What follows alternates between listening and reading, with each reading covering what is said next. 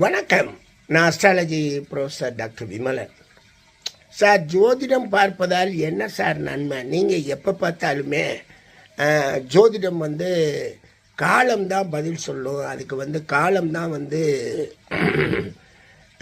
வரணும். நம்ம போய் பரிகாரம் பண்ணுறதுனாலையோ இந்த தோஷம் கழியும் அப்படின்னு சொல்கிறது அதெல்லாம் என்ன சார்? அதுக்காக தானே சார் உங்கள்கிட்ட பார்க்க வரணும் அப்படின்றாங்க. அன்பு நண்பர்களே, இந்திய ஜோதிடத்தில் பரிகாரம்ன்ற தலைப்பு எங்கேயுமே இல்லை. இந்த கோயிலுக்கு போனால் பரிகாரம் செய்வோம்னு சொல்லியிருந்தாங்கன்னா இந்த ஜோதிட கர்த்தாக்கள் எழுதின தொடக்க கால நூல்கள்லேருந்து பல நூல்களில் கோயிலை பற்றி, சைவ கோயிலை பற்றின அறிவே கிடையாது எழுதினவங்களுக்கு. அதை விட பெரிய கூத்து என்னென்னா, வைணவ கோயிலை பற்றியும் அவங்க எழுதினது கிடையாது. ஜோதிடம் கோயில் அல்ல, ஜோதிடம் காலத்தை உணர்த்தக்கூடியதுங்க. நல்ல காலம் கெட்ட காலம்ன்ற ரெண்டை தான் பற்றி பேசும். தீய காலம் போகிற வரைக்கும் நம்ம காத்திருக்கத்தான் வேணும்.